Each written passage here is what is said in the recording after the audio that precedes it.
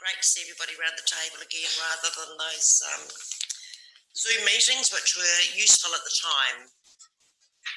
Are there any apologies, please?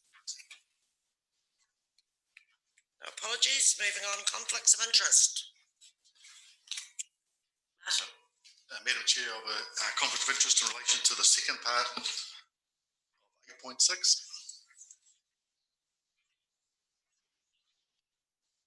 Thank you.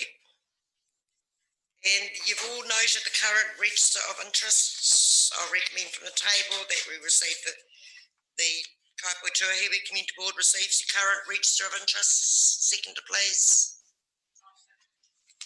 Jackie. I have no desire to speak to it, Jackie.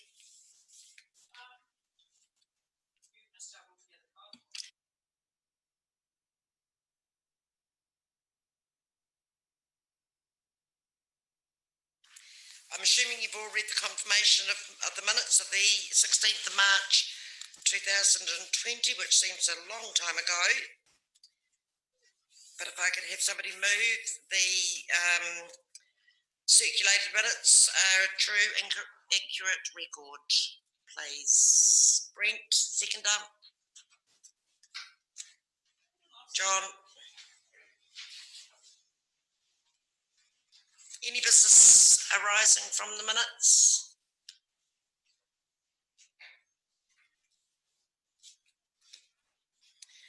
Okay, moving on to item 6. Welcome Paul and Peter, and I feel as though I should have a Mary there as well, or Peter and Paul and a Mary maybe. And it's great to see the fence up over there, and I know you've worked very hard over the last 2 or 3 weeks getting emptying out one building and filling up some more buildings. If you'd like to give us an update on your Pure Boating Club, please. First of all, thank you very much for inviting us here tonight. So as you can see, the fencing's all around the building now, including the extended site, because it's 10 metres longer than what it was before. The progress so far is all demolition.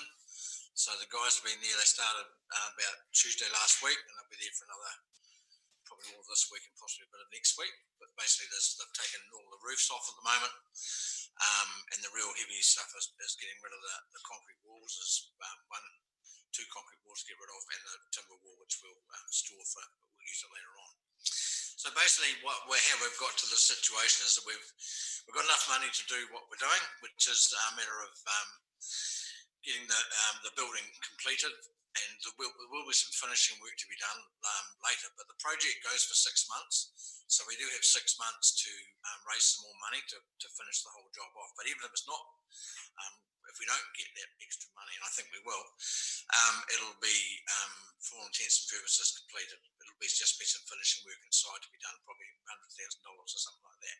So basically, at the moment, we'll sign a contract this week for about $1 million, which is what we have to spend, which is basically 410 from the club, 490 from the Christchurch Earthquake Appeal Trust, and $100,000 from this council. Providing it subject to it still being in the annual plan, which we haven't heard that it's not. But that's pretty pivotal, because obviously we're the ugly duckling on the river. We know that, so now's a chance to get our act up to scratch as well. So it'll blend in with where we are sitting now, what's on the other side of the river, and all around the place. So it will sort of mould in with the rest and finish the whole project off. So yeah, it's all good. So we'd have to acknowledge too the council's help, because we've got the grant, which I just mentioned. We've also got they've helped us with the building consent. They haven't been friendly with the building consent, but they've actually absorbed the fees for the building consent, and all that sort of stuff helps, because that's quite a few $1,000s. I have to mention specifically Chris here as well. He's been great, and Simon Markham. I don't like mentioning names, but these 2 guys actually have been pretty good, so and sort of steered us in the right direction. And so hats off to them, and to anyone else that's helped us along the way as well.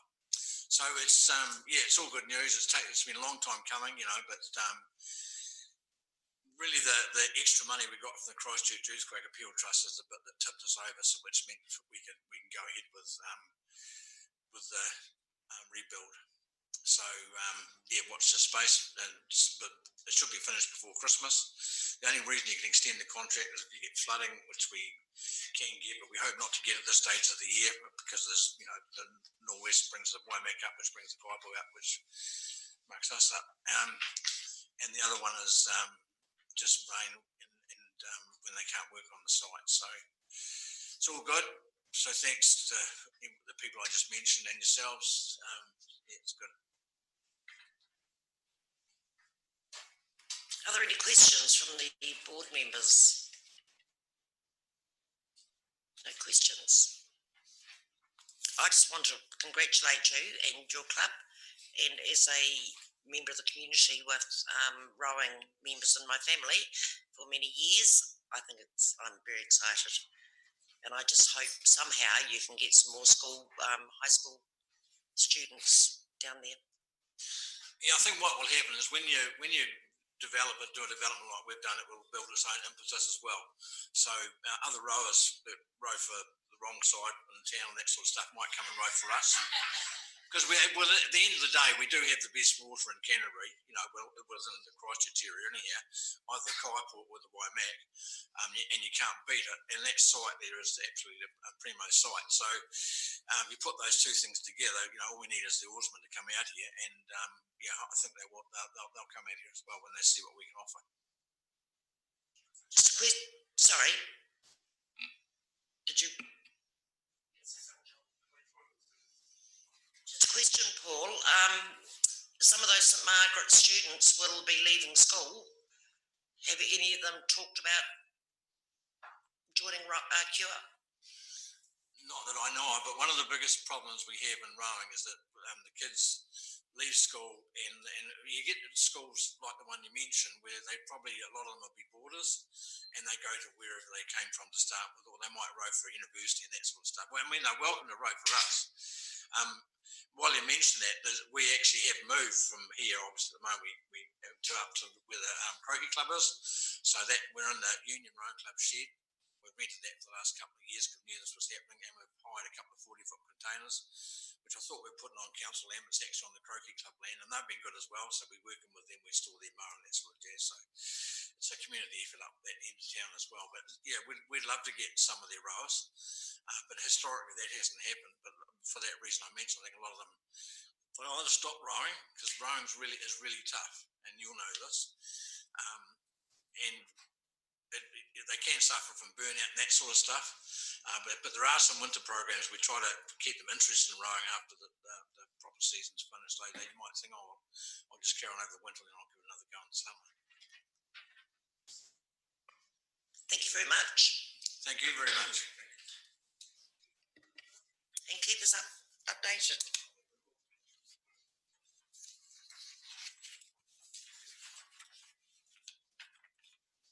Moving on to item 7, there's no adjourned business. Item 8. Bill. Joanne. Joanne is stuck in traffic, Madam Chair. Shall we move on to 8.3? Kaiapoi Grant's here in place of Ryan. Thank you, Grant.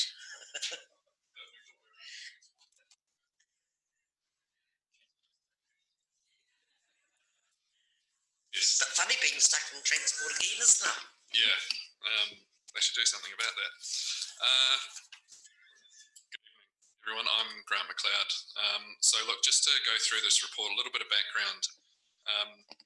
You've probably seen that there was correspondence circulated today. We're already up, Ron. There's correspondence circulated today. The toilet down at Ravens Quay has been earmarked for decommissioning and removal since the toilet strategy was adopted in 2017. There has been some feedback following a notice actually going on to the toilet, which was indicating that it was going to be decommissioned and removed. That actually there's members of the public that want this decision re-looked at. So before you, we've put together a report, thanks to Ryan, just to outline that as well. Now, there was also some communication from one of the gentlemen in particular, which I believe was sent today, so I'm not sure if all of the board members have had an opportunity to see that, but that was sent, I think, earlier today. That was just in response to the staff report that was obviously on the agenda for today as well, because Basil's quite passionate about retaining the toilet. Within the report itself, there's actually a couple of recommended options there. One is to continue with the work to decommission and recreation. The other one is we currently don't have priced the retention of the loo. It hasn't had a lot of maintenance in terms of actual renewal maintenance done to it over the last few years because the idea has been to decommission provision of toilets within the area, which I'll get Ryan to go through the provision discussion shortly. So we haven't actually priced up what that option would be. Currently it's not meeting some of our requirements in terms of accessibility and quite a few of our level of service indicators that we would like or that we've agreed to through the public toilet strategy. So that's just a few things to note. Ryan, do you want to go through, seeing as you're here now, go through a few of those points that you've got there as well? Sure thing. So apologies for being late. So as Grant has mentioned, we have considered a toilet, and as part of the public toilet strategy, the town centre toilet, the level of service was identified. Obviously setting out some levels of service that we require or ideally have all of our public toilets within the town centres at that level. At the moment, the Copper Memorial Reserve toilets are quite well below this level of service. There's significant areas such as unisex cubicles, accessibility requirements, and a number of other items in there that are well below what we would expect from a town centre toilet and the quality of them. As Grant has mentioned, the estimated cost of that, if we were looking at a refurbishment, and if that was possible, would be probably a minimum of 150,000 plus. It would be more likely that a replacement toilet would be required at a cost of approximately 250,000 to 300,000. So,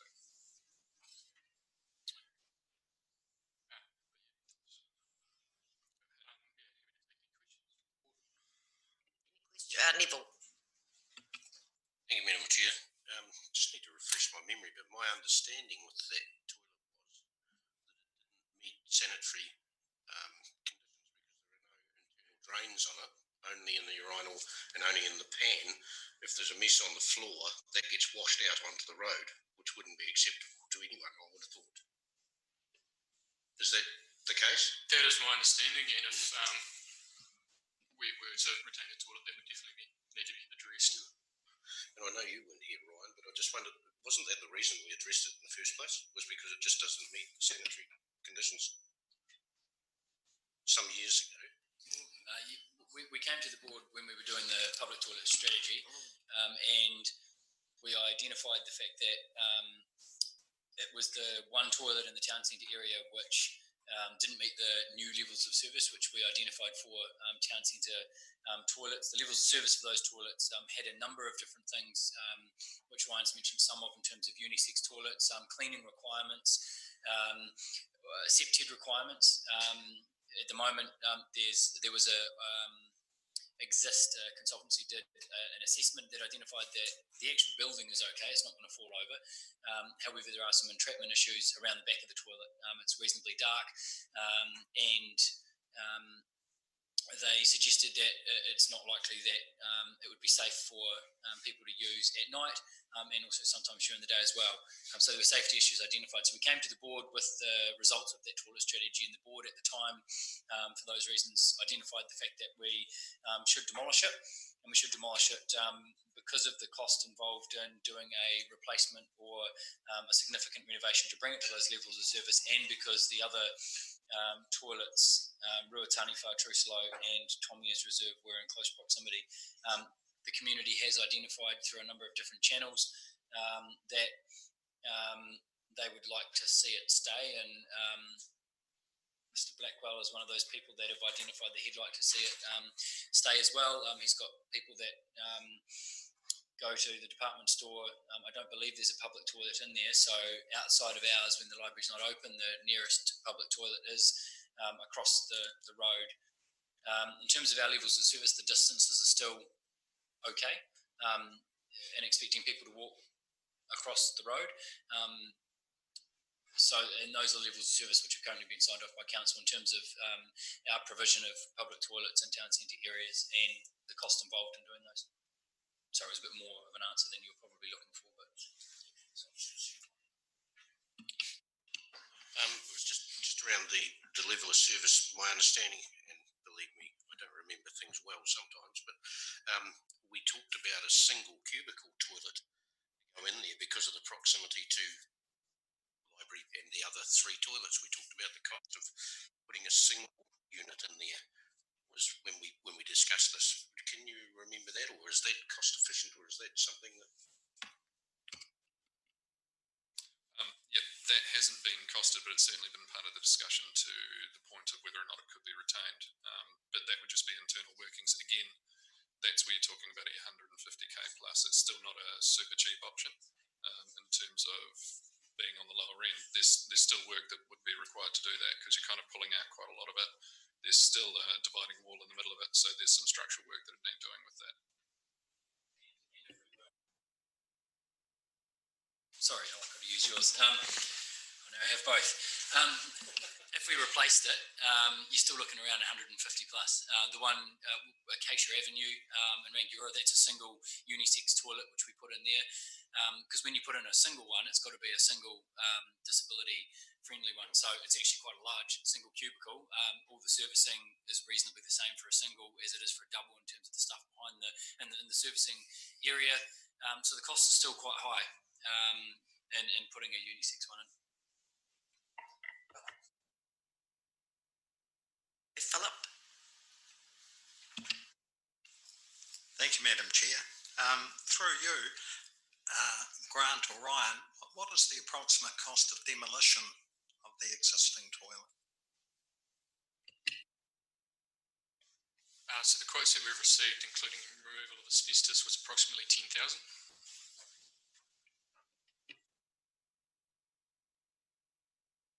Brilliant. Thank you. John? Thank you, Madam Chair. It's just, I haven't had a chance to read the answer to the repairs for the swing bridge.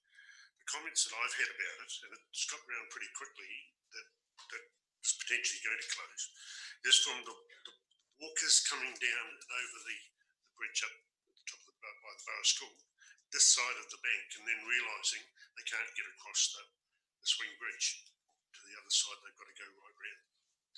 And how long, and I haven't read this and I apologise for that, how long before the swing bridge is open? 2 weeks. Okay. That's not quite so bad. Thank you. Just a quick question. While I don't advocate it, is there a reason why the toilets behind the rugby league club can't be opened? Well, I think, and I say I don't advocate it because it's out of the way, but it is a toilet that people could use if they'd been on canoeing or rowing or whatever, rather than just clubs use it. I'm a wee bit unsure on the usage of that toilet, but I'm sure that there's discussion that we'd possibly be able to have, depending on the agreement with the rugby league club, as to their use of those toilets. At the moment, they are only just used if you've got a key. So at the moment, all 3 of the clubs, or 4 of the clubs which are down there at the moment, including Cure, they have a key and go and use the toilets. They haven't been built as public toilets. They've got external facing toilets to allow the public to use them on league days. So the community do use them when there's a league game on, and they open up and allow that to happen. But for general community use, I would be a little bit worried that in that location, having them open to the general public would get a significant amount of vandalism. And that would affect, obviously, the likes of the league club and all those other sport-related users who wouldn't have any other toilet provision for them to be able to use. Remembering it is just a Portacom building, so it's not as robust as what we would usually build as a public toilet. I'd just like to point out that the library is open for quite a big chunk of the weekend, and it's certainly open during shop hours during the rest of the week. So, I think that toilet's usable for people at Blackwell, so I don't think that argument actually stands up. Just a point. signs pointing out the toilets, where the toilets are? My understanding is there's not signage pointing at those toilets. So I think that might be a suggestion that we could look at implementing to improve visibility of those other toilets. Any other questions? Do we have somebody move?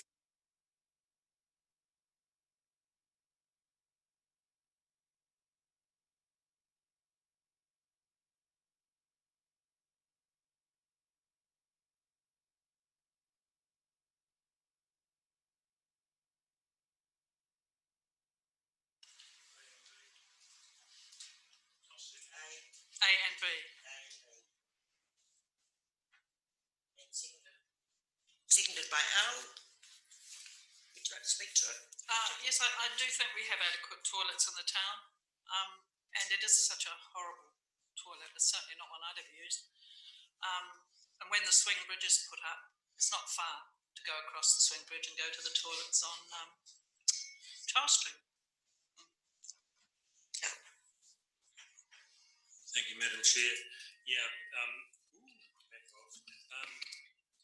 it's a, to me it falls into the nice to have bracket at the moment, and we're not in nice to have space, we're in we need to have, not nice to have. I'm sorry, but it's just 150k to fix it, or more to build a new one is out of the question. I very much doubt with the councillors sitting around the table in Rangiora we're going to get that through. Get it passed, get it any further than here, even if we wanted to. It's not budgeted for. It's a hell of a lot of money. One thing I could mention, I read the other day somewhere that someone suggested paying retail places like Black Horse to actually allow the public to use their toilets, actually pay them, the council actually pay, because it's a hell of a lot cheaper than building toilets. So just throw that into the mix as a possible option as well. So no, I'm afraid it's the wrong project at the wrong year.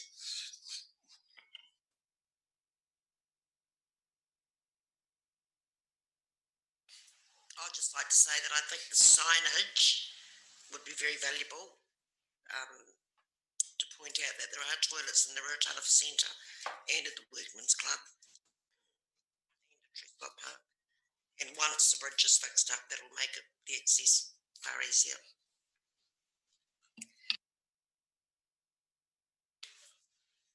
Oh, sorry, Martin. Madam Chair, I concur with you about the signage. It would certainly help considerably if we had signage on this side of the Mandible Bridge and also at the William Street Bridge, directing people to the other side, because we have got pretty good toilets over there and it's not a long way, but the signage would certainly help. Thank you. So the motion has been put, the recommendation A and B. Moved by Jackie, seconded by Al. All those in favour, please say aye. Those against, carried. And we shall move back. I think Bill is here. Thank you very much, Ryan and Scott. Grant. I should have known Grant because there's hundreds of Grants. Yep. We are moving back to item number 8. Thank you, Bill. Welcome. Thank you. Good to be here. So this is a report about speed limits in the area that we've called the Tuahiwi to Ashley River, and in fact it probably covers the area from Lineside Road through to the Ashley River. Before we start, the recommendations in the summary are incorrect, and have you distributed? Yep. So we've got the revised recommendations in there. So this follows on from some work we did back in September last year. Went out and consulted on a speed limit proposal through that area. We've summarised that consultation in the document. It would be fair to say that there was general support for the changes that we were proposing, but far from overwhelming support. We also, as part of that process, have consulted with the Transport Agency, and they raised 3 areas of concern that we've had some further discussion with them over. The first was the Tuahiwi village, and our proposal had been to reduce the speed limit in Tuahiwi village from 50 to 40, and this followed on from some discussions we'd had with Runanga on that. They are very concerned about speed through the village, and we agreed to take that proposal. The agency has come back and said that, in their opinion, that is not appropriate and doesn't comply with the speed limit setting rule. And so we have gone back again to them, and we have reached agreement with them that we will investigate options to reduce the speed limit outside the Tuahiwi school to 40 k's as either a temporary speed limit or a permanent speed limit. And also during that process, the government, as part of their Road to Zero strategy, have announced a proposal to encourage local authorities to reduce speed limits around schools to 40 k's in urban areas and 60 k's in rural areas. We discussed that with the agency, and their response was that is not yet the rule. So that may happen at some stage in the future, but it is not yet the rule, and so they are only able to function under the rule as it stands at the moment. And so the rule as it stands at the moment says that 50 k's is the appropriate speed, but we can implement a temporary lower speed limit at the school.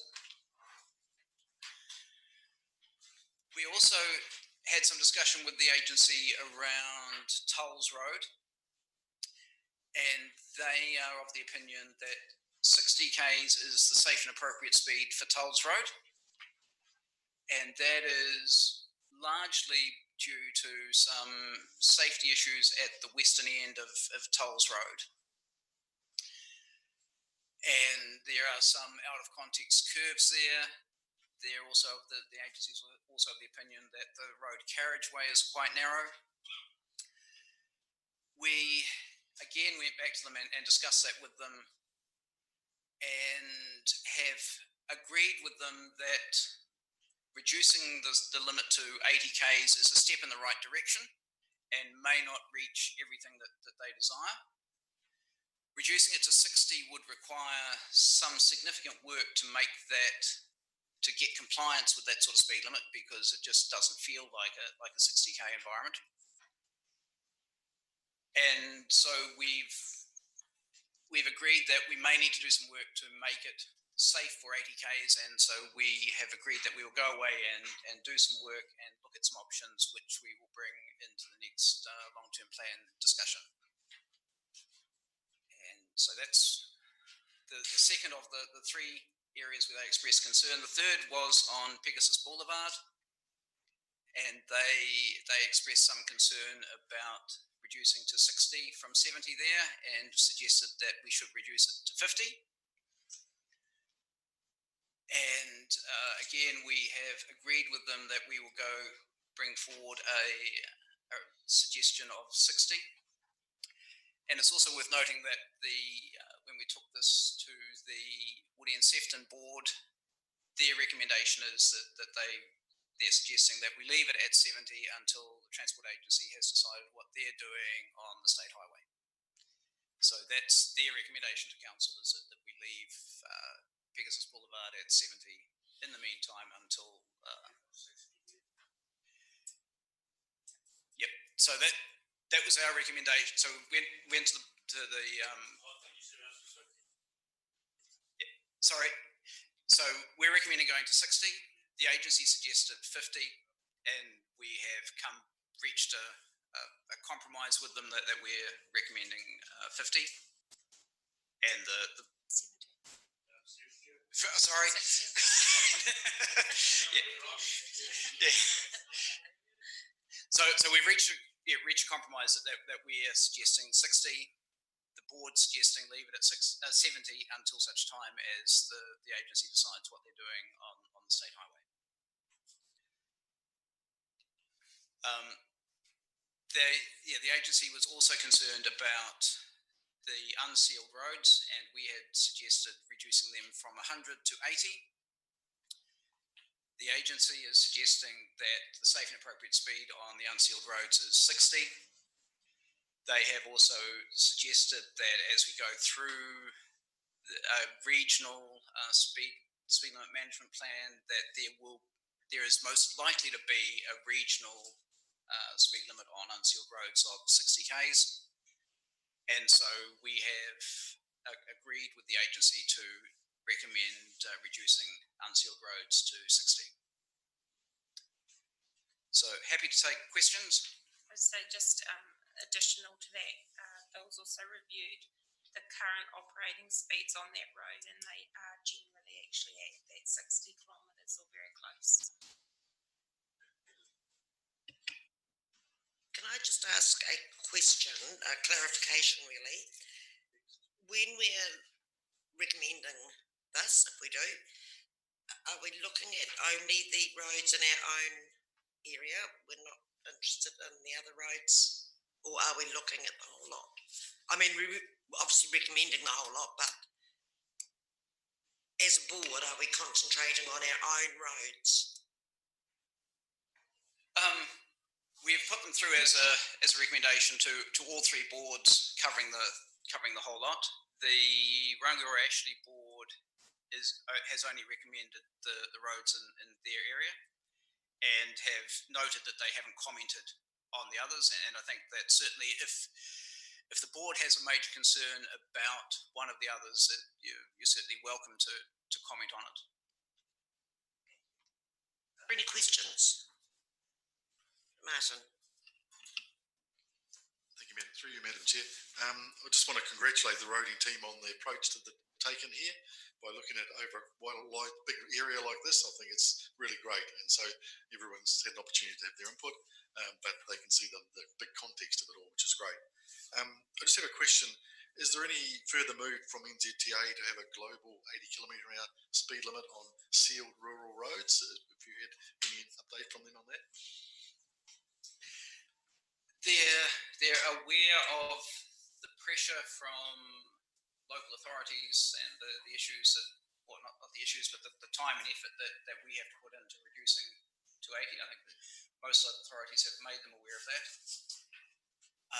At this stage, there is no move to do that I'm aware of, and certainly it doesn't appear that that's going to be included in the Road to Zero process. No further questions. Have we got somebody that would like to move the recommendation A and B?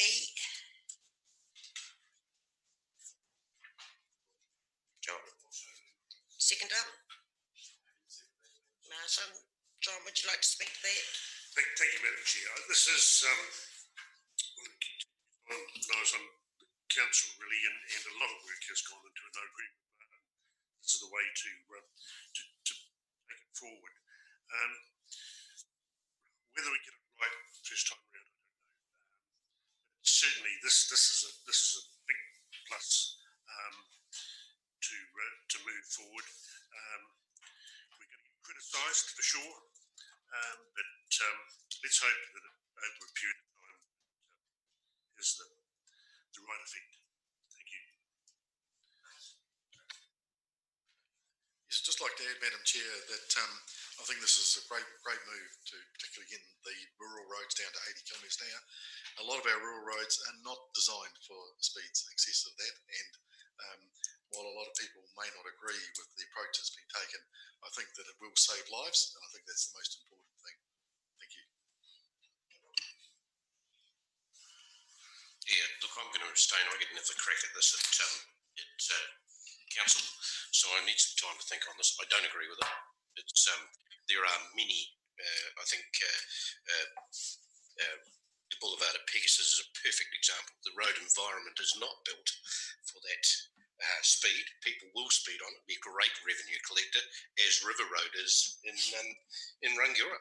the speed environment is not built for the 50k that it is, and the police, when they are down there, have a little birthday just doing what they're doing. And for someone who drives around the Christchurch streets all the time, in fact, the expense when you come to urban areas will be rather interesting. I just drove down to Bishop Street today, and I can't remember the street I went down to get there. 17 signs saying 40k's. Every intersection I crossed had 40k's on it. Just before the intersection had 50k's, showing that the road going the opposite way had 50k roads.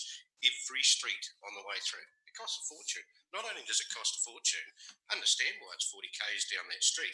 You can't do any more. There's cars parked either side of the street and you can't get in and out of it. So the environment is built for that. Many of these roads, the environments are not built for that. And it just makes no logical sense in which to do that. I have some sympathy with what Martin's saying about rural roads, but not all of them are like that. We have many rural roads that are straight and long and that are built for purpose. You know, we have 55-ton trucks on some of them, and they're fine. The tankers go up and down there at 90 to 100 k's themselves all the time, every day of the week. Yes, there are some accidents on there sometimes, and sometimes people get hurt seriously, and sometimes people get killed. You don't want to do that, then don't drive your car, because at the end of the day, you take a risk when you open the door of your car. And I don't want to see anyone killed. That's not where I'm coming from, but we're just getting to the nanny state that some people want it to be. Anyone else wish to speak to that motion? No, so John has moved the motion, Martin has seconded it. All those in favour? Those against? Thank you.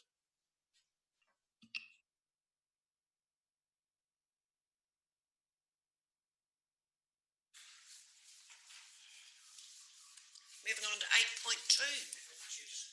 Sorry? Just noting you moved A and B. What about C, D, E, F, G, and H? They're just notes, but they're actually not. You didn't move them. Oh, apologies. So you're happy to move A, B, C, D, E, F, G, H and I, John and Martin? All those in favour? Those against? Carried.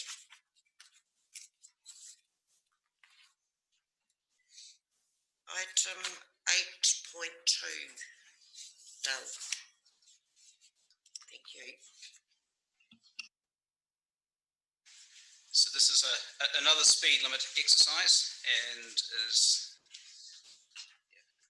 unfortunately, Martin, we're not doing a big area on this one. I'm just doing a little, couple of little bits and bobs. This is asking for approval to consult on some speed limit reviews in the area from the Waimakariri River through to Kaiapoi. So for Main North Road from the river, from the bridge, through to the existing 50k environment or 50k sign at the south end of Kaiapoi, and for Tram Road from the Main North Road intersection through to just west of Griggs Road. And there are a couple of drivers for this. The first is the work that's happening with the Northern Motorway work. So the Transport Agency is signalising the Tram Road, Main North Road intersection, and they are signalising the Tram Road motorway on-ramp intersection. So that will significantly change the environment at that location. We are also in the process of designing a shared path cycleway from the Tram Road intersection through to the southern end of Kaiapoi. And we're working with Hellers and designing a new entranceway to Hellers, which will include a right turn bay and a new bus stop and pedestrian refuge within Main North Road, adjacent to the Hellers access. So we're looked at the safe and appropriate speeds for that section of the road, And with the changes in work or changes in environment that's happening there, 60k has been considered to be the safe and appropriate speed. So we're suggesting consulting on reducing the limit from 80 to 60. Now this is also consistent with what the City Council has done to the south. So they have reduced virtually the entire length of that route from Preston's Road through to the river to 60. And so this section would add to that. And then we came to look at the section between Neves Road and the southern end of Kaiapoi. And there's a rule that states that you need a minimum length of 800 metres for an 80k speed limit. We just make the 800 metres. It's about 802, I think. And I think that potentially there is an argument that we should look at pulling the 50k at the southern end of Kaiapoi to the south a little bit. There is some development. There has been a resource consent that has gone in for a development on the old bull farm site. That consent has gone quiet in the last little while, so I'm not quite sure what's happening with that. But certainly, Waghorn builders are operating from there at the moment, so that makes that access quite a bit more significant. And certainly, if the development that they're proposing goes ahead, that would then put some more traffic onto that unnamed, unsealed road to the south of their site. So that will change the environment in that area. So what we're suggesting is a consistent 60k from the north end of the old bridge through to the existing 50k speed limit change south of Kaiapoi. There are probably arguments that can be made either way for the section between Neves Road and the southern end of Kaiapoi, and we have had some informal discussions with the agency about their stand on that, and they are supportive of the 60k for that section. So happy to take questions on that.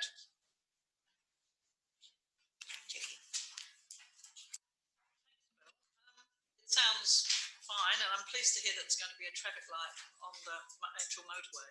That's on the on-ramp, you said? Yes. Yeah. Okay.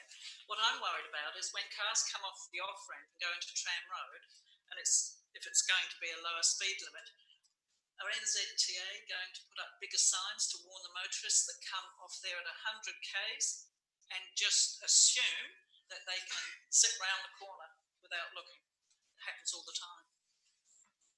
That will probably be our responsibility to do on the motorway. I thought that would have been NZTA. At the point where it changes from 100 to 60. Yeah. So that would be our responsibility to do that. It probably needs to be further back on the motorway to warn people. So I think we could look at some 60k ahead signs as you come off there. Okay.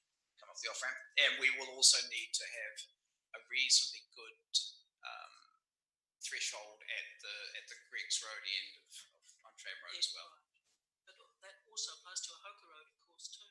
The exit ramp coming into Kaiapoi. It's the same problem. There's not enough room for cars doing 100 to cross over and turn right onto Island Road.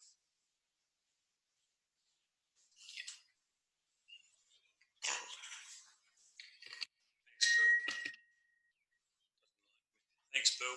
180 metres west of Greggs Road, I presume, I didn't paste that out, I presume that means west of Haywoods Road corner at the Clarkville School, is that correct? No, it's at the eastern end of Greggs Road. Why would you stop there? Why wouldn't you go the extra 100 metres and include that double intersection off Island and Haywoods, which I take my life in my hands with most days of the week? Why don't you go another 150 metres or whatever it is and include those two intersections which badly need to be brought down from 100 to whatever we decide to bring it down to? So I think the reasoning that we're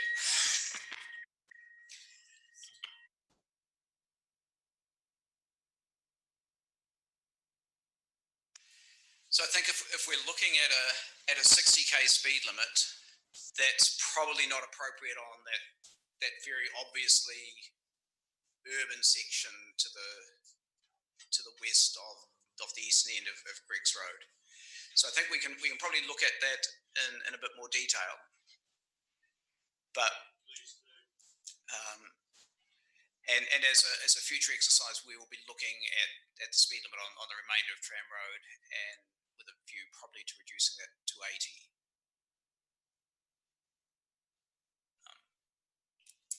Yeah, but we can certainly look at that in a bit more detail. Yep. Neville. Thank you, Madam Chair. Bill, just on Jackie raises a good point.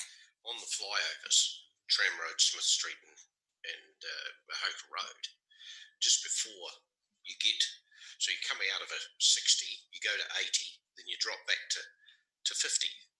And as you enter Kaiapoi, Smith Street there, and then Hoka Road's a little different than that, but you go past the school and you're down to 40, but they're 80 across the bridge. Are there any discussions going on with NZTA about coming across a motorway bridge, which you're not running parallel with, you're running across the top of the motorway? Why are they set at 80? Why, Lineside Road is a very good example. Why at Lineside Road is it not back at, pick a number, 60 through to Kaiapoi as you come over there? Because you actually speed up to get onto the damn thing, and then you slow down again as soon as you get over it. It just doesn't make logical sense. So is there any discussions going on with NZTA about their stretches of, or the pieces they own in the stretches of road that we own, to get it back to sensible speeds? We've certainly had that discussion with them on the Tram Road overbridge, and we do need to have that discussion on both Lineside and Ohoka, I think, to ensure that makes sense. And certainly we've had some informal discussions about some of the issues on the Ohoka off ramp with turning left and those sorts of things, and the speed will be part of that discussion, and we're going to engage with them on that in the next little while. To that then is if that's happening and going to happen, would it not be sensible to do it all at once, so you're changing the whole lot at once, as opposed to one this year, one next year, one the year after, or wherever it be? If we could talk to them and make sense out of the whole three of them at once.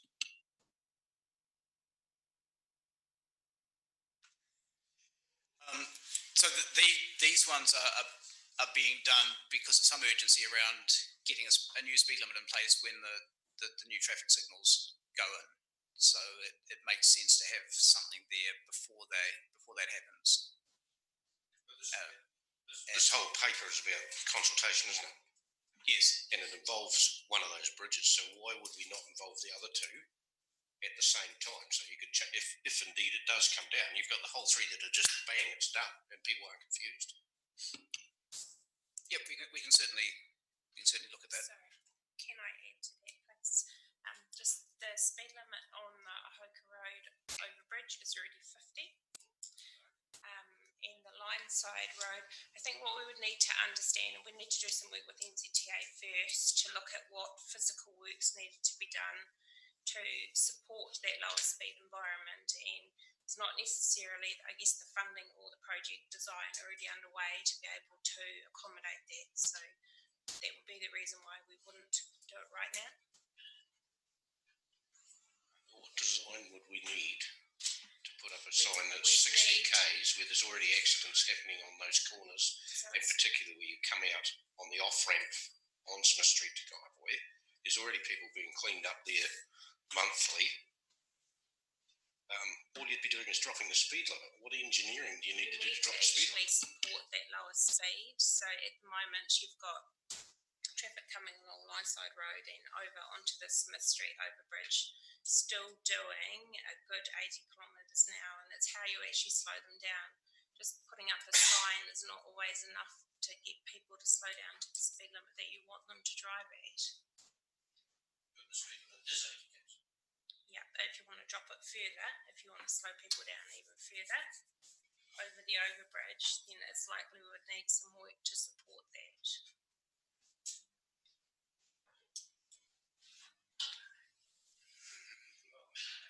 I'm getting a little confused because we've got some of these streets in here we're not doing any work on. The environment's not there, but we're dropping the speed limit. How's that consistent? John. Thank you, Madam Chair. Just the discussions and the modelling that NZTA have been doing and helping us as a district work through this. Have they done modelling of the effect of the new motorway? And I'm talking the new eastern, Marshlands to QE2 Drive motorway, and the effect that that's going to have on Marshlands Road. Have they been looking at that in the sense of trying to keep people on that road, on the motorway, coming into Kaiapoi at the Hoka Road and Smith Street intersections? In other words, the traffic, and I'm quite comfortable with the 60 from the bull farm, the bottom end of Kaiapoi, but won't that traffic on that section of road, and particularly at the busy hours of the evening coming back into Kaiapoi, won't that be reduced if people use the motorway coming into the area? I think that, the modelling is certainly indicating that there will be a reduction, but there will still be some traffic from the Burwood sort of area will still come up Marshland Road rather than go across to the new motorway. So I don't know the numbers. I think the modelling does have the numbers, but I don't have them at the. Brent.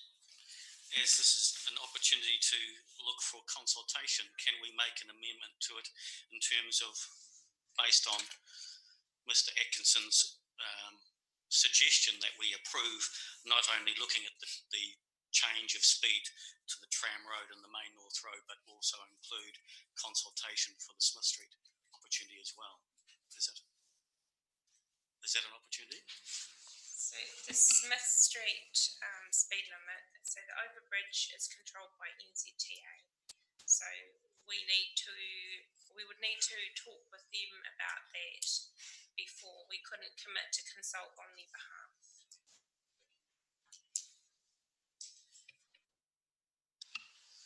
Thank you, Brent. Al. Thank you, Madam Chair.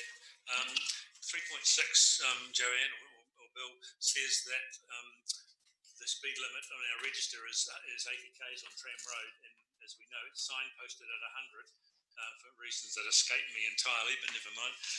In the event that we don't go ahead with this recommendation, are we going to get that signage changed so at least it gets down to 80 where it officially is, except we haven't got it signposted for 80?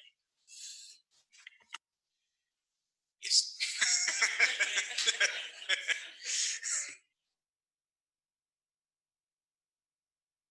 Question, Martin. Thank you, Madam Chair. Just want to clarify, Bill, my understanding is that the speed limit on Marston's Road from Preston's Road to about the railway line, I think that's 70 kilometres an hour at the moment. I don't think it's 60. I think it's down to 60. Is that just recent, is it? Okay, fine, thank you. And the other thing, I just want to wish you luck with the consultation. There are going to be 5,000 Kaiapoi people who are road experts who are going to tell you all about it. But I do, in all seriousness, one issue which is important, which I think NZTA do need to take a bit more responsibility for, is the speed transition coming off the motorway. I noted that I believe that quite a few nose-to-tail accidents on the Waimakariri River Bridge have been caused by cars slowing down too much as they come off at the Tram Road overbridge, and to a lesser extent at the Hoka Road overbridge. And it is quite a sudden slowdown for people, and I believe that that's something that NZTA need to have a look at. Thank you. So 8.2, we've got you've asked lots of questions. We've got the recommendation A, B, C, D, E, F. If somebody would like to move that, Neville. And do we have a seconder? Brent? You wish to speak to that, Neville? Oh, look, it's consultation. I'm disappointed we can't get the other stuff in there. It makes no logical sense to me, the reasons that are given to me for not changing these things when it's so obvious to everybody else, but the experts tell us it's not obvious. So it really does grate with me, I'm afraid. Brent? I concur with what Neville's just said. It just seems common sense has gone out the window, really, in regards to these sort of things. But yes, happy to second the motion. Thank you. Like to speak to the motion before it's moved?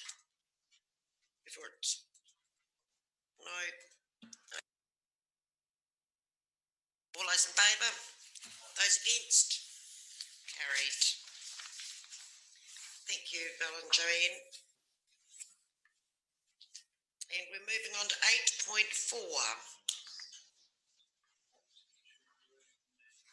Scott.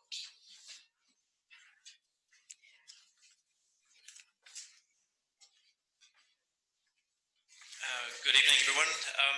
So the purpose of this report is to consider a new road name to be added to the pre-approved road naming list for the Kaiapoi-Tuahiwi Community Board area. The name was supplied by a member of the family of Charlie Penny, and they'd like to have this name added to the list for a future subdivision. Thank you. And I take you've had the opportunity to read the report, and I would welcome any questions you may have. Thank you. Any questions for Scott for 8.4? Al and seconder Neville. Wish to speak to that? Neville?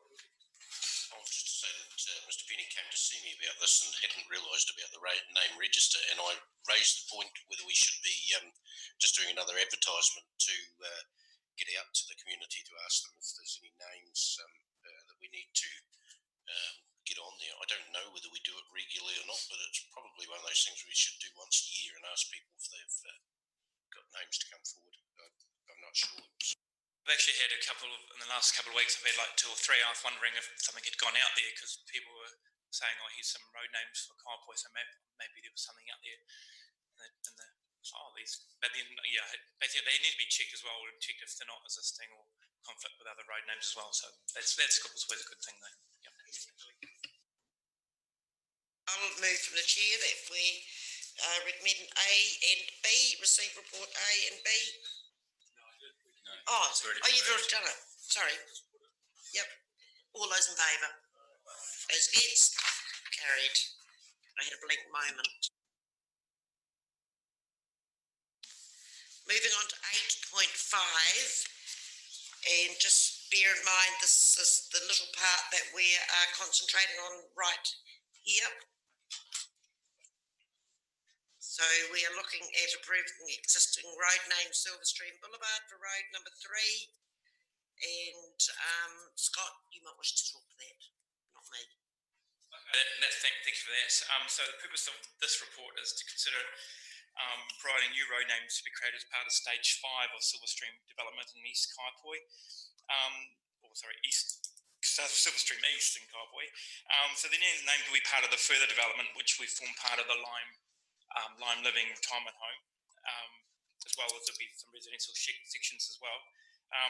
The surveyor has advised me, however, that the 223 certificate will be applied for by the end of this week, if not early next week. So there's some urgency around having these names approved. So yeah, I've taken you also had the opportunity to read this report as presented, and I look forward to having any questions you may have. Any questions? Martin? Through you, Madam Chair, I just want to express my concern about this report coming back with just looking at a very small section of the subdivision. There are some implications around it, which I think we need to be very mindful of. But firstly, while I don't have a problem with the name Silverstream Boulevard, we do need to realise that if it continues on down the rest of the road towards the east, it will mean that Adderley Terrace ends up being broken up into 2 parts, and we'll obviously need to go through a consultation process with the residents of that, and I don't know what the outcome of that will be. Yes, so I found this outline development plan which shows that Adderley Terrace is actually finishing, and then Silverstream Boulevard will go into Current Street, Fuller Street. So that's actually, the road's actually going to disappear completely with that part of that subdivision. there is a section of Adelaide Terrace from Fuller Street to the motorway to Sneed Street already. And the residents obviously will want to be consulted. There's quite a few residents in that area. The other concern I have is that neither of the names that are on this list are actually part of the pre-approved list. And I'm really disappointed that there are some really good names that are on the list. And I would like to I'll move an amendment to the report and to item C, and recommend that C1 be changed to Ohapuku Drive or Way, and that road name 2 be changed to, I'm going to suggest Waverley, and put that as an amendment recommendation to the meeting, Madam Chair.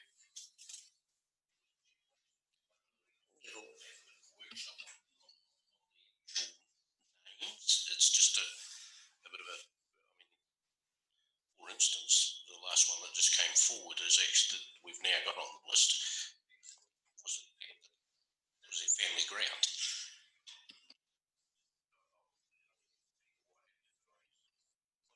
So we can move out of this for a couple of minutes and have a frank discussion about the names and then move back into. Okay, thank you.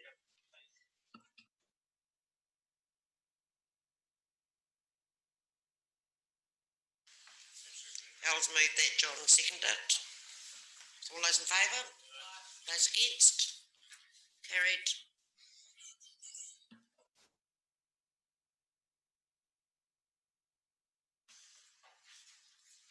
Anybody want to speak about the? To all the question of Scott, we're in a hurry with this, or the developer's in a hurry, obviously, rather than us. If we can't make a decision tonight, what are the ramifications of that? What happens from Fred's point of view?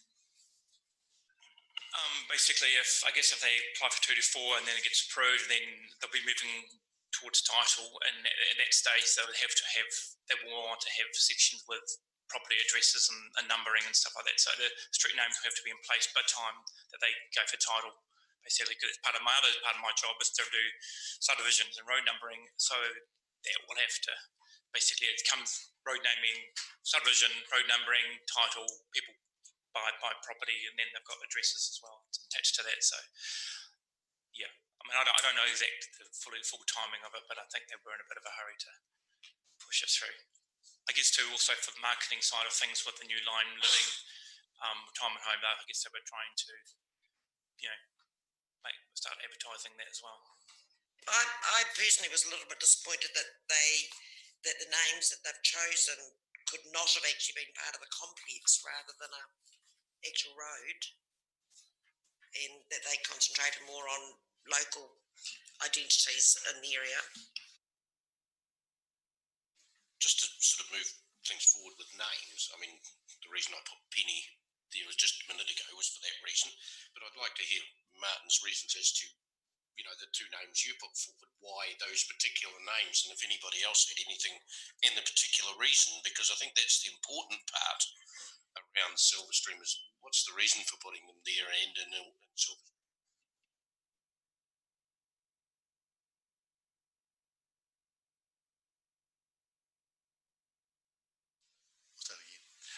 The reason I put the name up Ohapuku forward is that's the traditional name for this area, and I was really concerned that we were going to end up going to the end of the subdivision and we hadn't actually named any roads in this area. And the other option, which was that I proposed, was Waverley. Waverley was, I understand, that was the name of a traditional landholder in this area, and that's the whole intent of the road naming process, is that we pay respects to the people who have come before us and respect them with a road name. Waverley is the name of the house that the Williams live in on the corner of Mill Road. The house is still there, so I don't think it would be appropriate, actually. And I always thought Ohapuku was more towards the corner of Mill Road, not Silverstream. John will know. Madam Chair, I may be able to be helpful with living out there.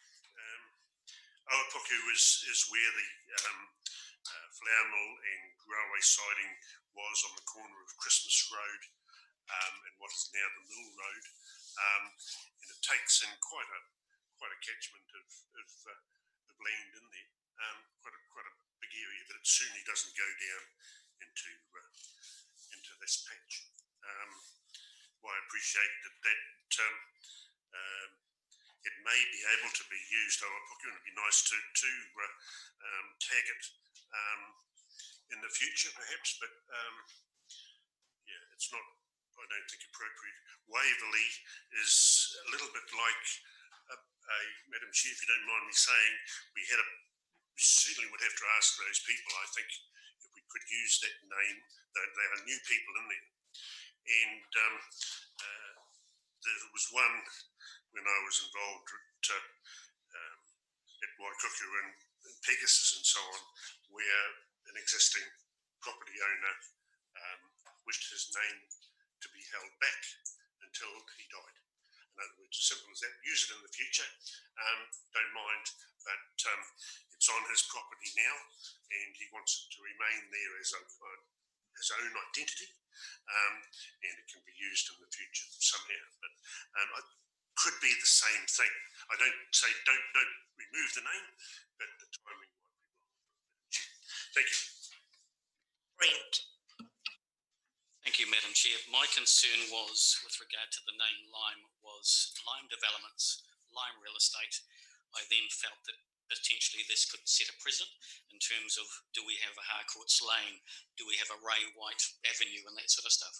And that was my concern, was utilising Lime Avenue, and why we've already got a whole list of names, why don't we utilise those as opposed to potentially the Lime Avenue one anyway. Thank you. As I said earlier, I felt a little bit Maggie Way and Lime Avenue was just a little bit early for it. But and my thoughts were Bollington and Joslyn, whom were both from that particular area.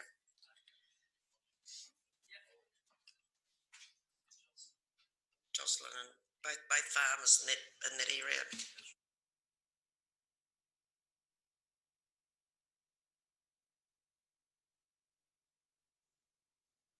Any more comments of the workshop? I think I'll move that we move back into the committee. If we could have a seconder, please. All those in favour? Those against? Carried.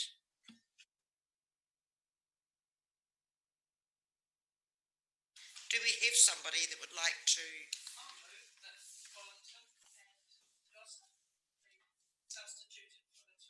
So you move A, B, C. No, A, B.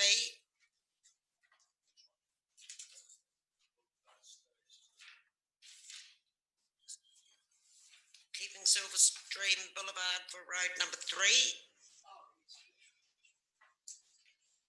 And the proposed road names for roads 1 and 2.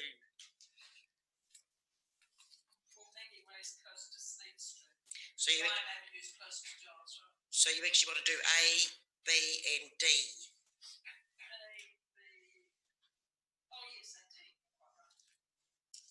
Do we have a seconder?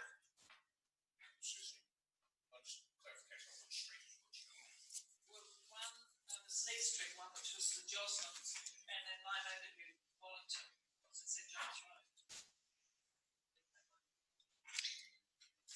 You going to second that, John? Yes, sir. Okay. Do you want to speak to that, Jackie?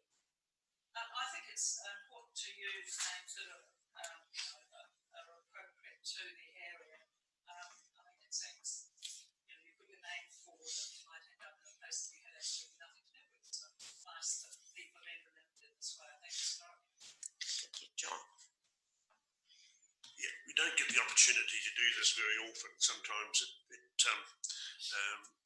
realise it's too late, and this is an ideal time because just like the move has suggested, they've been moved for the right reasons, I believe, and appropriate to the people that have lived there in the past. Thank you. You'd like to speak? Yes, thank you, Madam Chair. Look, I mean, some years ago, some of you went around the table, but we had quite a conversation. We were ending up with a whole lot of streets that weren't the street names that we had, and hence the reason we had the list made. And Scott brings that to us.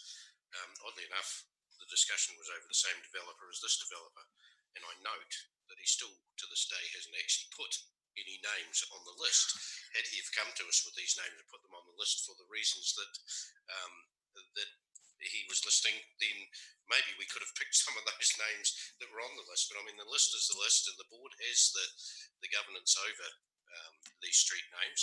And I personally think that the two names that are there, I had some sympathy with the first name, of course, that Martin had mentioned.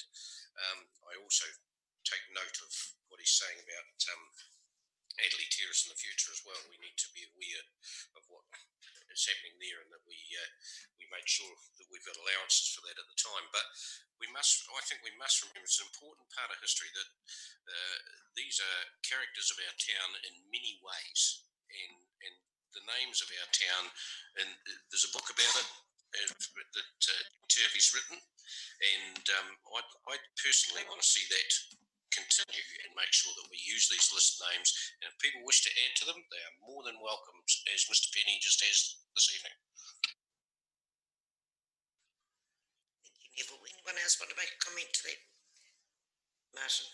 Madam Chair, can I just ask that we get a report back sooner rather than later regarding the other road names in this area, so we can deal with those well in advance rather than when the developer's already submitted his 223 application. Madam Chair, this list has been around for years. It's available to anyone. Do we should supply that to our developers at the time? That is the list. Do we do that? Yeah, we do. I do provide it to the developers when I send I'm in contact with them and saying, here's the list and here's our policy for road naming, and also here's the list of pre-approved road names which you can choose from. So yeah, I'm in consultation with them. So in the day, I mean, I guess it's up to them to whether or not they go down that road. So yeah. I think from my point of view, far more important to use the names that have got some history in the proper streets. And I think for this particular case, there's actually two little roads that could be within the complex that could be named Maggie Way and Lime Avenue, which would be more appropriate, I think.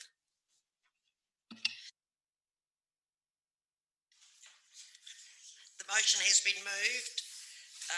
Moved by Jackie, seconded by John. All those in favour, please. Those against? Carried. Thank you, Scott.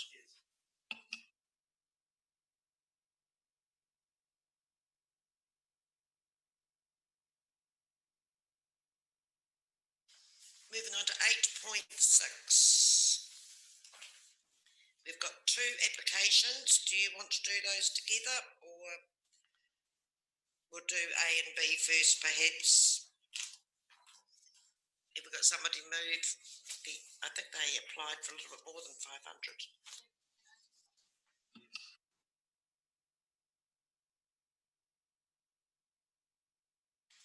Through you, Madam Chair. These are two good applications that I think is worthy of consideration. I wanted to take this opportunity to remind the board that you've got $1,610 in your grant fund. This is the end of the financial year, and members are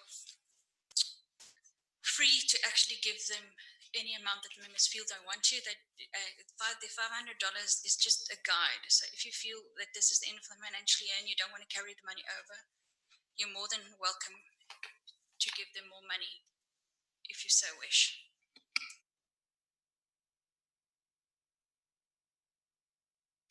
The money doesn't get carried over, though, does it? It does usually. We have asked the finance department to actually verify this in light of COVID-19 and the budget if it's going to be carried over. We haven't heard back from them, but it usually, the last 2 years, it did get carried over. Okay.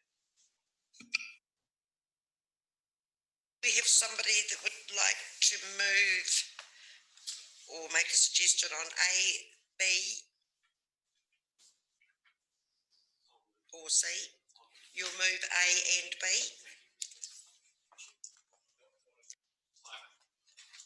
So they've asked for 1,000.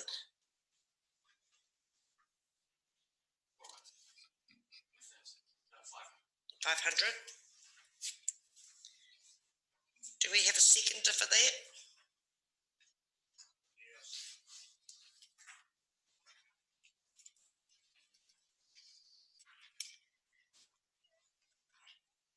Should we do them all together or not? No, because Martin needs to abstain. That's right. Yeah. Fred, do you want to speak to that?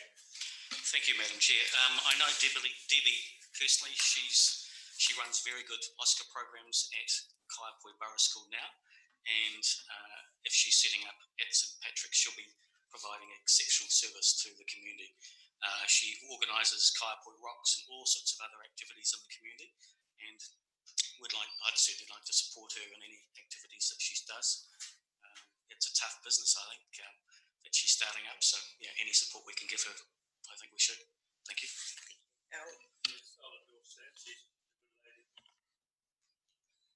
Any other comments?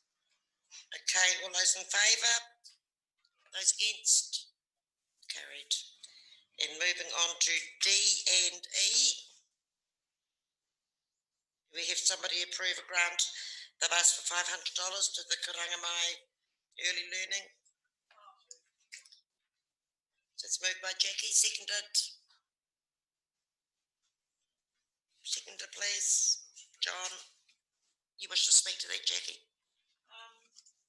No, I don't. Well, other than that, Karangamai have had funds from us before, but they do a very good job there, and they seem to have fairly limited needs. So I think they need 2 new laptops. It would be great to help them get them. John, any other comments? Al? Yeah, I'm a little bit negative about this. You know, it's a good outfit. I know a wee bit about it from my wife being at school and things. But in this day and in this year, our laptops what we ought to be giving, and there's a little bit of double dipping there in that our wellbeing systems support these guys heavily already. So they're asking for more money from the same people. I'm just not sure that laptops are an essential item for their infrastructure at the moment. Thank you, Madam Chair. The only addition I would like to see in that application would be that the money spent should be local, that they spend the money locally. As in by the laptops local. Any other comments? Okay, it was moved by Jackie, seconded by John. All those in favour, please. Those against? Carried.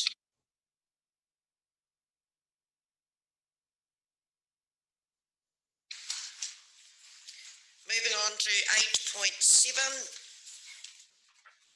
Tia.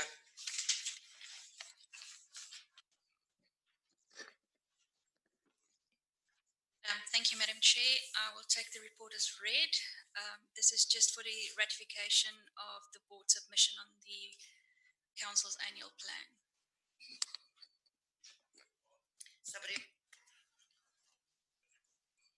Someone like to move? Well, just a conflict on this, Madam Mayor. Conflict of interest.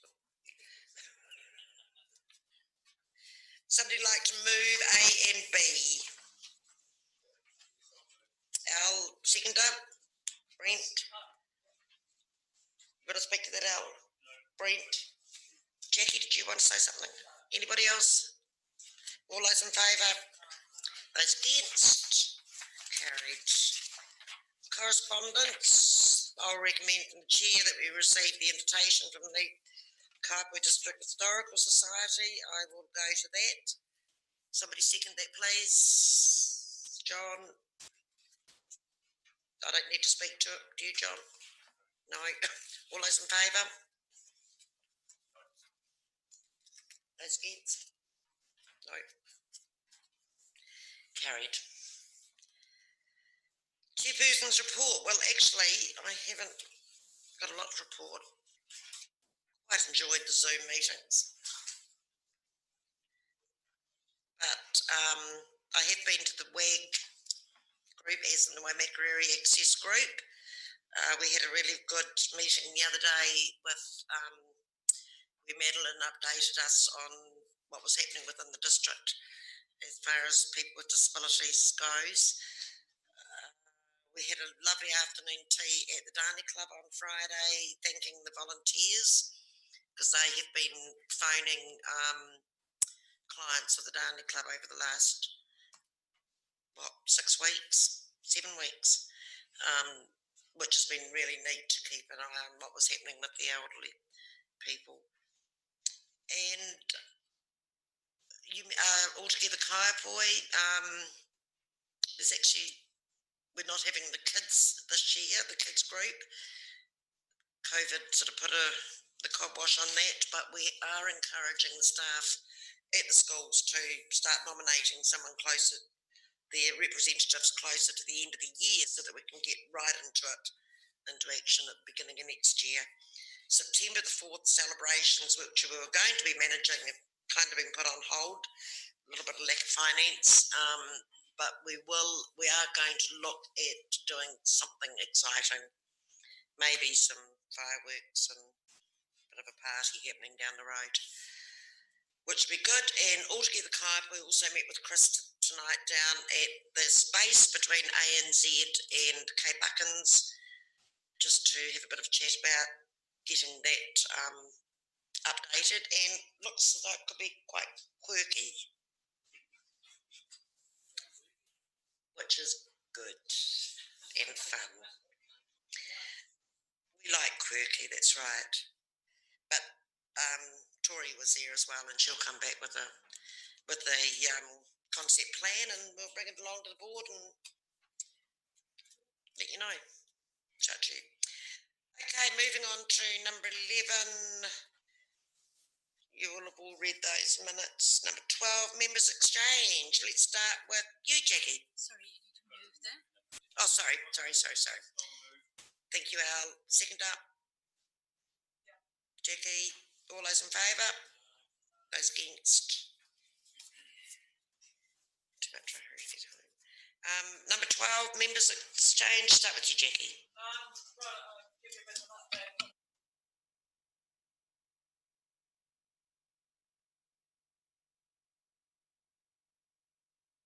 I've got such a loud voice, I have to whisper into it. The Kaiapoi Art Expo was cancelled, so Martin Cook rang me about organising a virtual one. And so it's sort of a collaboration between the Waimakariri Arts Trust and the Kaiapoi Promotions Association. Well, I suppose it is it, Martin? No, it's the Kaiapoi thing, which is is separate, is it? I wasn't sure about that. Okay, so ignore what I just said. It's a collaboration between the Waimak app and the Waimakariri Arts Trust. And Martin and I spent, I don't know how many texts and emails went between the two of us. I haven't seen him at all. It was, lockdown was great like that. You could get so much done. We've got 50 artists, or nearly 50, and it's being advertised widely. He's doing all that, so it's fantastic. So I think it's just keeping the name of Kaiapoi out there. We've had a few from outside the district that we've allowed in, and we've had some new artists come in, and each of them have up to 5 artworks. We've sold some, and I'm sure we won't sell anywhere near the sort of numbers that we sell at the proper expo, because there's nothing like the buzz of an opening night to get people to open their wallets. But at least it's keeping the name out there. And then last Saturday morning, a group of art lovers from Christchurch, they regularly, it's organised by Warren Feeney, he takes tours of groups of about 20 to 30, or about 20 people, round galleries in Christchurch. And so anyway, he'd rung me up the week before to ask if he could come out to Art on the Quay. So I had great delight, and he wanted me to tell them all about art in the Waimakariri district, so I did. And, it was really good to see all these Merivale and Fendleton people. Oh, they were so surprised that all these things were happening out here. So I felt really good that they really loved it. And I praised the council, of course, for their generosity in providing the art space in the first place and keeping the funding up. And, yes, I think I gave the impression that, we've got a much better council out here than they have, poor things. And in fact, I think quite a few people said something along those lines. Oh, you'd never get Christchurch to do that. So a feather in our cap. So, yeah, it was really good to see people out here. And I'm sure they will all come back and all go over to Black Horse and all go to Red 8 or the Port and Eagle now that they've seen it. So many of them said to me they hadn't been out here. Maybe some of them had never been here. Other people hadn't been out here since before the earthquake. So at least it was a way of getting people with a bit of money into the town. Thanks, Jackie. And they didn't even have to pay to get over the bridge.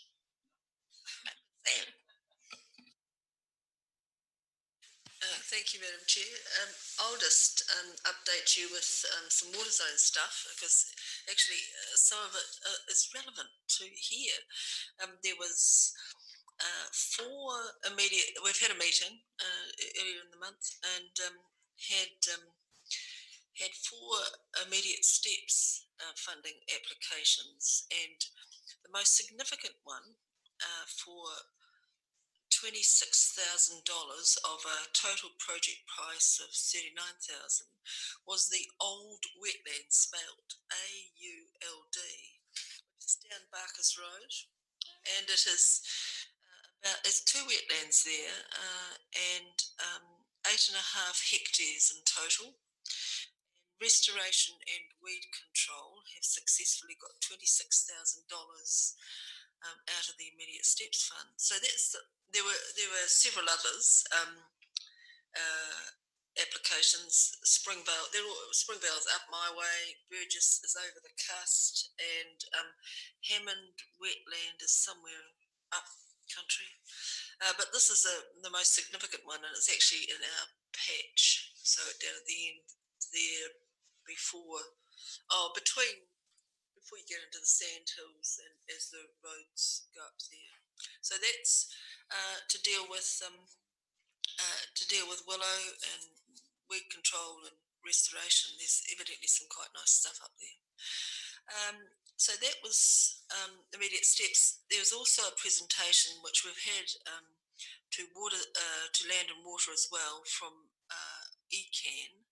ECAN, as you may or may not know, has applied or been invited by the government under the Provincial Growth Fund for the money, the multi-millions that have an environmental outcome. They've applied for 72 million over 5 years, creating 186 jobs. They haven't heard yet, but they expect to hear in the next week or so, or a couple of weeks. And some of our projects, including Arahati Tiawa, are part and parcel of that. There was also, I think, when we were having our Land and Water Committee last week on Thursday, the council got an email to say, apply for more Provincial Growth Fund money. You've got 3 days to get your application in.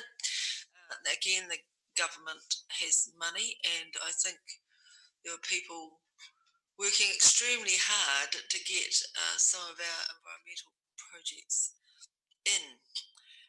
And I presume you're getting them in, got them in.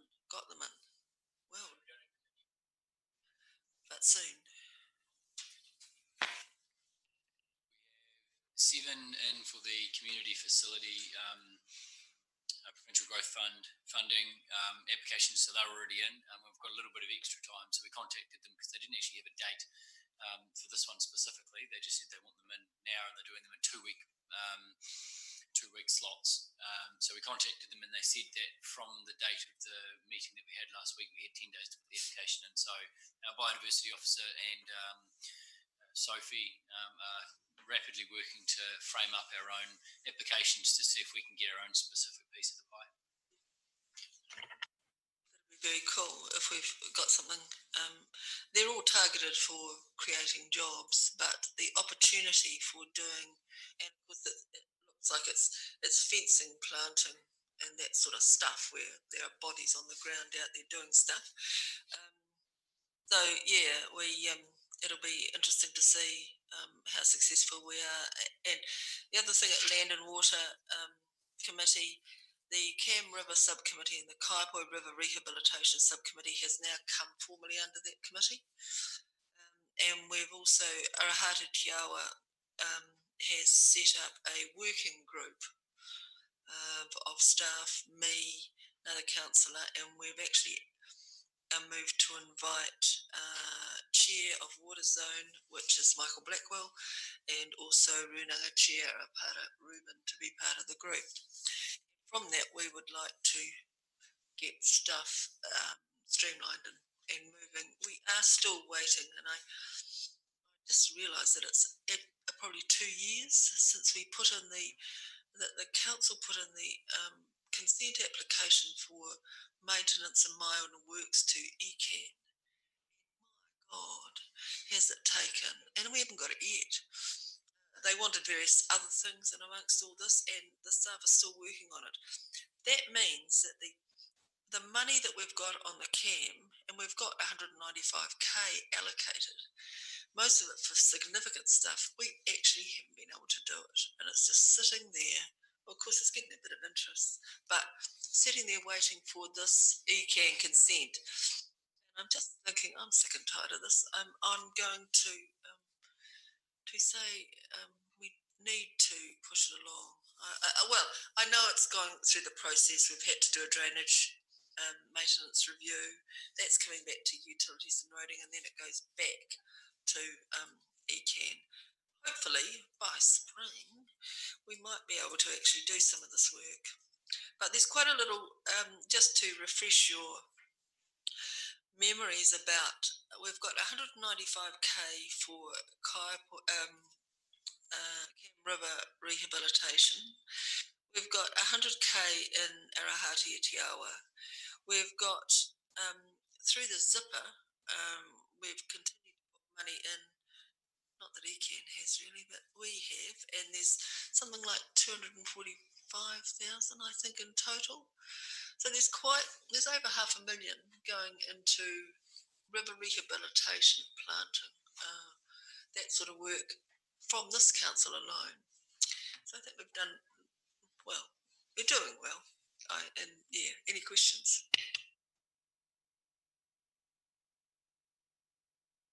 Sorry, when we get the mapping, and as you're aware, some of Arahati-Tiawa is mapping of all the public land alongside our waterways. There are hundreds of hectares of this that you wouldn't know about. When we've got it to a point, I've seen just a draft presentation, and it was only the first cut of it. Not too far away, I think it's really valuable that we come back and present it to the council and to the community board, because you'll be astounded. It has implications for cycleways and walkways all over the place. So yeah. Thank you, Sandra. Martin. Thank you, Madam Chair. As the council rep on the Wellbeing North Canterbury board, this COVID-19 has had a significant effect on our community, and we've seen a huge increase in demand for social services, and I don't think it's over yet in terms of job losses and impact on families. So yeah, it's in the next couple of months, I think we're going to see a huge surge in demand for those services. Also, we're with the council rep on KPA, and we've been working with a couple of media companies on a marketing campaign for Kaiapoi based around the Kaiapoi jingle, which you may have heard on the radio already, and I'm not going to sing it to you, but the consensus is that the next couple of months we're going to be really in catch-up mode. People are really busy at the moment, but it's probably really going to be September, October that there's going to be a real crunch, particularly for the businesses in the town, and we'll get a better picture of what the impact may be. We're all keeping our fingers crossed, of course, that North Canterbury area is going to be a little bit immune to some of the national trends that we see occurring, but we want to be ready and be able to deal with that if it goes that way. Thank you. Philip. Thank you, Madam Chair. I'm the anonymous member down in the corner. It seems a while since we last met. During that period, the council has met by Zoom on a regular basis. We've had the annual plan deliberations, and I would thank you, Madam Chair, for a good submission from the board. The annual plan recommendations are due to be approved tomorrow, I think it is, at the council meeting tomorrow. The council has approved a post-COVID-19 recovery plan, which is entitled Better Than Before. So I think experiences of the earthquakes have proved a useful template, if you like, for what the council are looking at doing going forward, and that will involve a number of community stakeholders with the council providing support. I attended a local government New Zealand webinar. I think board member Keynes was present at that as well. I didn't really learn anything because there was nothing new that they were presenting. It was regarding how to deal with the COVID-19 impact on rates and community finances. And I'm pleased to say that the council staff had all the options covered, and the council had some very good reports to consider. I've just mentioned there is another free webinar coming up. It's an NZTA one called The Road to Zero. And that was mentioned earlier by, I think, Bill or someone mentioned it. So I'm going to find out a wee bit more about that. That's about a week or so off, and it's free if any members are interested. I'm sure Tia could provide the details. I'm also the chair of Creative Communities, which is a grant allocation committee for the arts. And board member Jackie is a member of that group. It's been on it longer than I have. We've made a number of grants. Unfortunately, the Kaiapoi-Tuahiwi Expo application was withdrawn because it obviously isn't happening this year. As I understand it, the ice sculpture one, which was an application by Blackwalls, is still on the table, but it's a bit uncertain whether that'll happen or not. Perhaps it may happen. The funding was approved for it. We weren't sure if it was going to happen or not, but we approved the grant. My portfolio is regulation and civil defence, and those areas have been quite busy ones over the past couple of months. That includes building, planning and environmental services. Civil defence, the Emergency Operations Centre was activated, and that lasted for about 4 weeks. The welfare team, with Tessa Sturley at the helm, assisted food banks and supermarkets with food delivery and the like. Staff checked camping grounds and freedom campers to keep an eye on what they're up to. And we're in level 4 lockdown for part of that period, so it was quite important.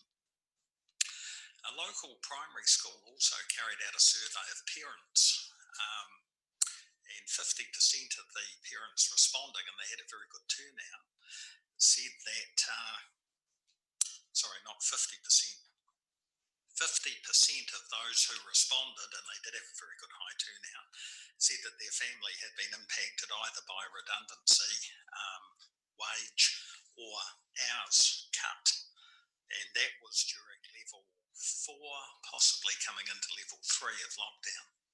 So I think, as board member Martin Pinkham said, full impact of COVID-19 I think are yet to be felt, and we'll find out in the coming months what's happening. The building unit, there's naturally been a drop in new consents over the lockdown period.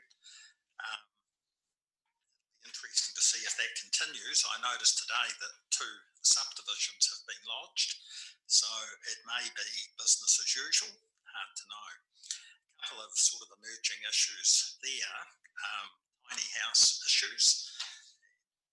One of those is just on the board boundary. That will be having discussion with the council. It seems to be a growing area. It's quite a popular thing, tiny houses. questions is, are they a vehicle and therefore not subject to the Building Act, or are they a dwelling and subject to the Building Act? So the cases seem to go both ways at the moment, so it's not an easy area. What else? Lime living at Silverstream. When I last spoke to staff last week, it was uncertain whether it would be going to a hearing or not. At that point, it was looking at going to a hearing, but I haven't had any updates on that. And the Rangiora Racecourse outside the board area, but there is a quarry consent that's been lodged for the central area of the racetrack, which is an interesting proposal. Two other resource consent hearings were deferred or postponed during lockdown, and I think new dates have been granted for those. So whilst the council was in lockdown, as far as possible, it has been business as usual, and I think the council responded admirably to the situation it faced itself in. So anyhow, that's probably enough from me, so thank you very much. Thank you, Philip. John. Chair, after Councillor Redmond's report, I've been pretty quiet by the sound of things, probably in relation to community board members. I appreciate you would have heard from our chair that the access meeting that I belonged to was extremely successful, and try not to be negative, but there was some negative statements coming out of the challenges that we've got with the elderly people, you know, and generated through the changes. Just an example of times getting on the banking for the elderly, and that sort of area is a concern for a lot of people. Some people are handling it, some people aren't, and it came to the fore, you know, through the lockdown period and so on within the district. But on the other side of it, New World within this district got a big push, just in simply the way and that extra mile that they went to look after people. And there's certainly a comment that I've had back to me too. And brilliant job of looking after the elderly. You know, there's stories out there of people having to wait in some of the opposition places around the district for a week, 10 days to get their order that they put in, where the New World had them there in most cases on the same day as the order was put in. And, you know, congratulations got to go to them. But otherwise, yeah, my timetable is filling up. We have got a, you know, a round of meetings coming into play in my responsibility. So I'll have more to say next time. Thank you. Thank you, John. Brent.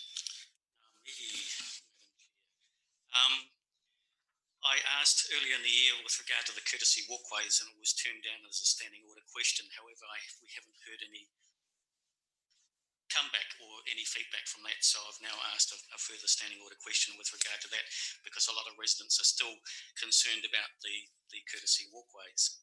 About a month ago, I was asked to attend food and budgeting meetings, and that was in my role as the Food Forest Chair, and from that we'll be looking at developing Food Secure Communities Plan. That relates to, again, funding that the government are actually putting out. Like Councillor Redmond, it's attended assisting community Zoom meeting, and I agree with you, complete waste of time, but never mind. I've also attended many North Canterbury neighbourhood support meetings, and following on from Councillor Redmond, the families that are in need with regard to Kaiapoi Borough, they're actually now being supported every Thursday by a local school.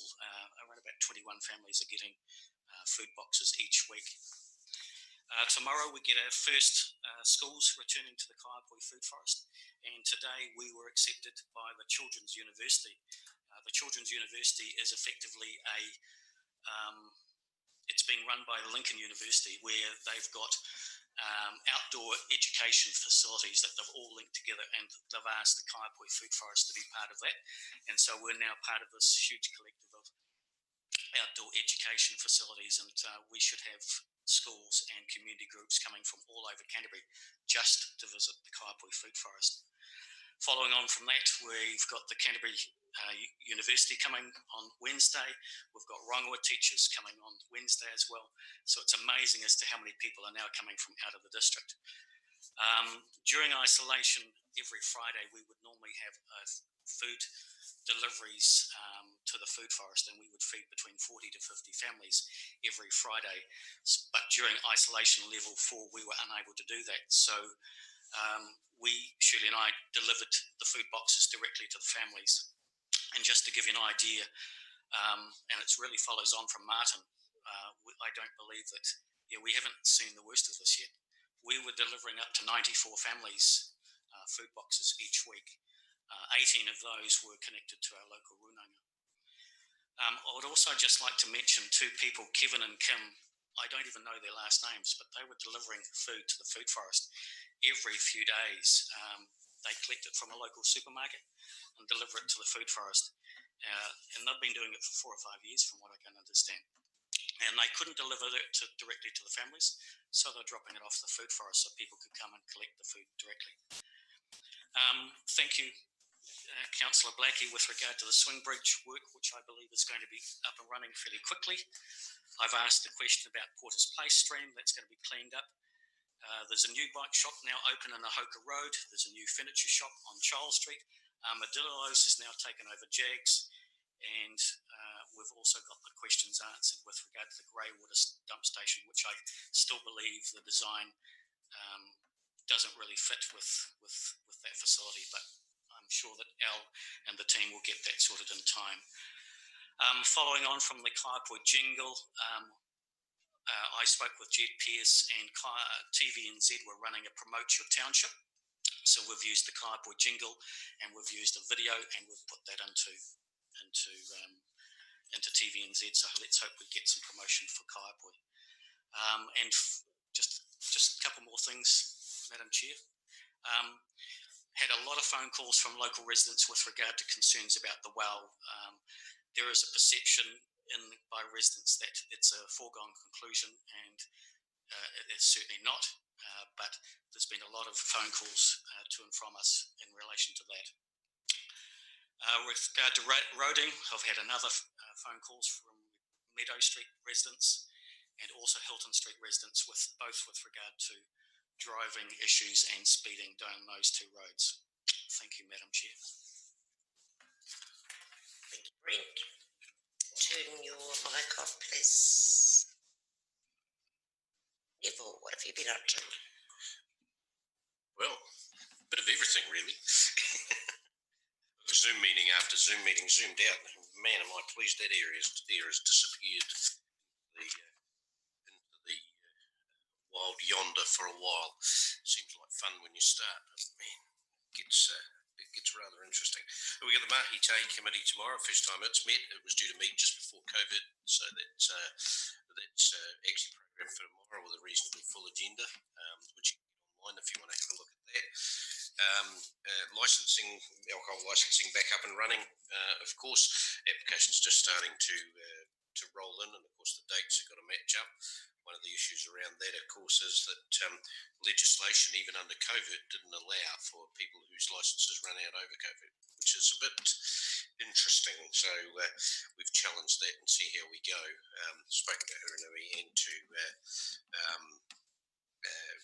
Selwyn about that and what they're doing. So if you do get anyone that's a bit upset because their licence hasn't been renewed or they have to apply for a new one, there's actually not a damn thing we can do. It's actually set in legislation. So, and that legislation, even though you didn't have to get a warrant or a registration for your car, didn't work for licensing. So just in case they come up, those issues, you may be confronted by someone who's a bit angry about what our council's doing, but we can deal with those individually as we go along and try and help where possible to get things right, you know.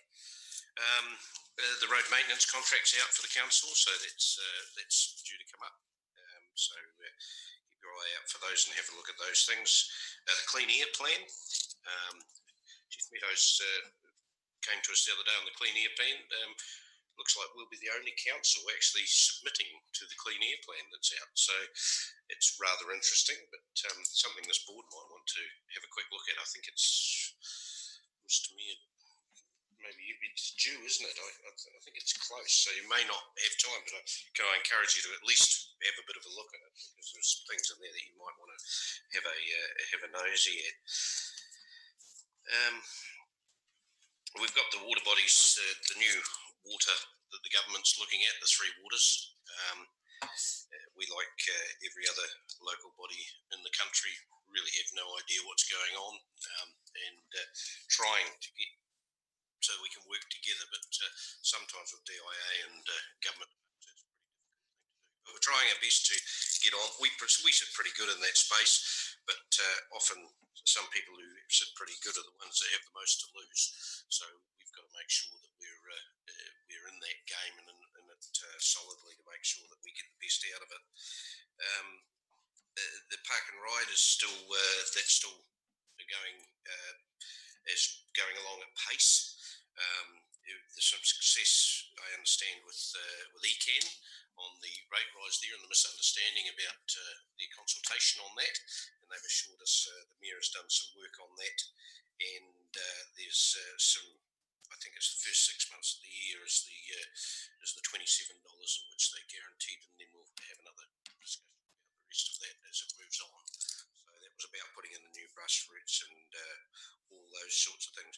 The Greater Christchurch Partnership, we met the other day and all agreed that we need a total refresh of what we're doing, and resetting some goals and making sure that we're all on the same page, and that the outlined development plans for all the towns meet up and everybody's sitting around the fire holding hands singing Kumbaya. So that should happen next meeting that we're at, because this meeting they certainly were doing that, even though they were in a clean air shed. And just the other thing that's worth mentioning, that over the weekend you may get some calls about the power cut that was there, and I know that the Mayor has spoken on behalf of people of our community to Main Power, and we've asked them that they certainly let people know what they're doing when they've had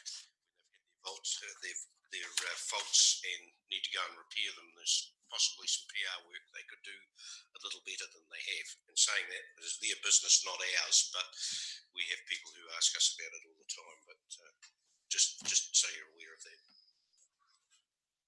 Thank you, Neville.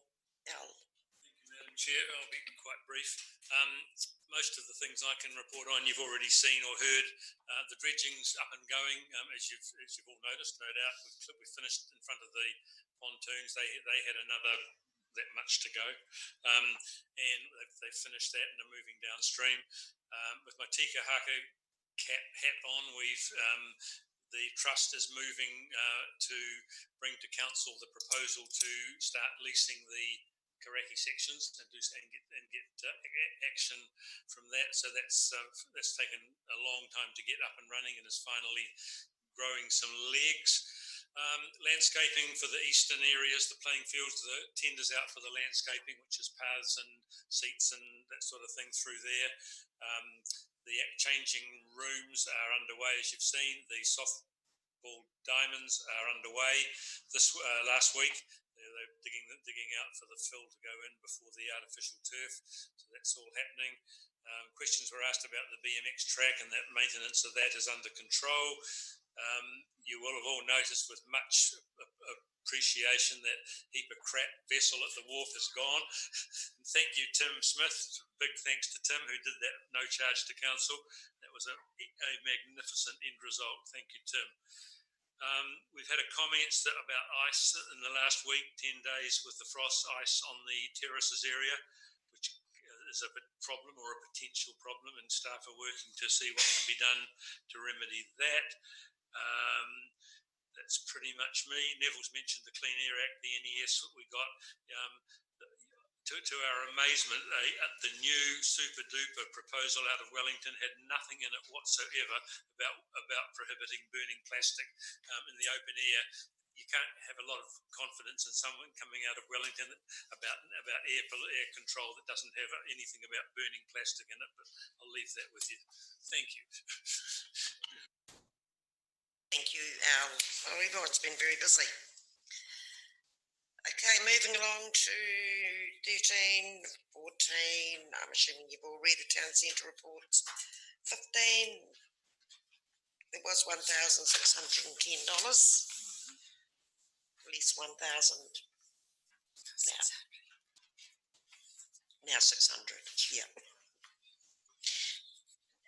15.2, $66,380. Media items.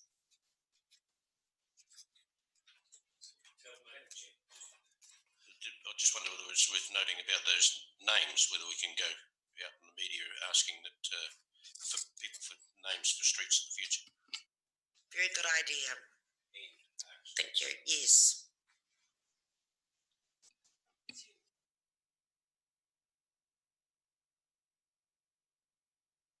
Are they? Did you say?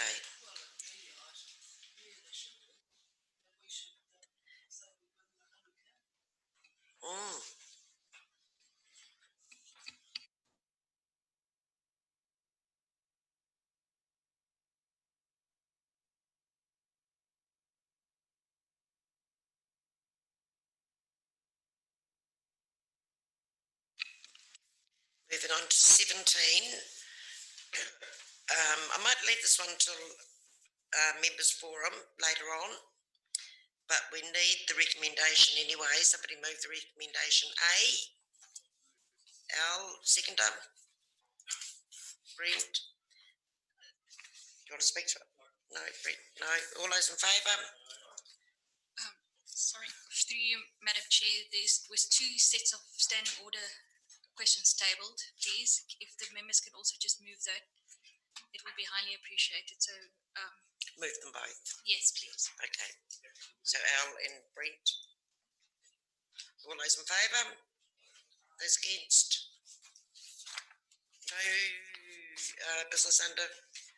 urgent business under standing orders. And the next meeting will be on Monday, the 20th July 2020. And as I said, it's good to see you all again. Thank you very much. Now, we do have a workshop